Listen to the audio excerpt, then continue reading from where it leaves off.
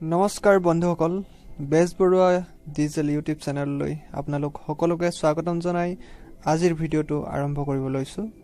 যদি মোৰ ভিডিঅ'টো চাই ভাল পায় তেনেহলে লাইক, শেয়াৰ এণ্ড কমেন্ট কৰিব আৰু লগতে সাবস্ক্ৰাইব কৰি বেল আইকনটো প্ৰেছ কৰি লওক যাতে মোৰ আহিবলগীয়া ভিডিঅ'সমূহ সকলোতকৈ প্ৰথমে আপুনি পায়। সো আজিৰ ভিডিঅ'টোৰ মূল বিষয়লৈ আগবাঢ়ো। চাওক, এটা ইঞ্জিনৰ মেকানিক কৰিব হলে ইঞ্জিনটো কি হয়, ইঞ্জিন কাক কয় সেই জনাৰ অতিকৈ প্ৰয়োজন। ইঞ্জিন হৈছে এনেকুৱা এটা বস্তু যাৰ সহায়ত আমাৰ ডেইলি লাইফ যাপন কৰি আহিছো। বৰ্তমান সময়ত এটা ইঞ্জিন আমাৰ জীৱনৰ অপৰিহাৰ্য সম্পদ হৈ পৰিছে। চাওক, ইঞ্জিন হৈছে বিভিন্ন মেকানিকেল পাৰ্টছৰ সমষ্টি, যি সমষ্টিয়ে তাপ শক্তিৰ সহায়ত যান্ত্ৰিক শক্তি প্ৰদান কৰে।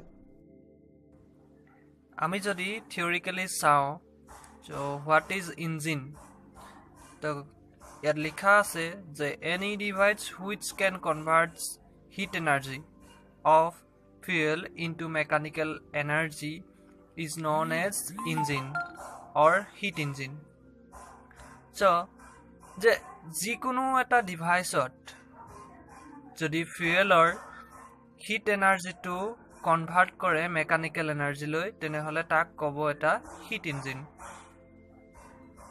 হিট ইঞ্জিন এই কাৰণে কোৱা হৈছে যে ফুয়েলৰ যিটো তাপ শক্তি সেই তাপ শক্তিক যান্ত্ৰিক শক্তিলৈ ৰূপান্তৰিত কৰিছে যিটো ডিভাইচে, সেই ডিভাইচটোৰ নামেই হৈছে engine.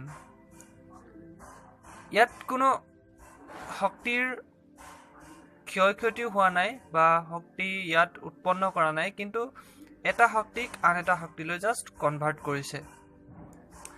So engine is widely used in automobiles. We can say that engine is the heart of an automobile.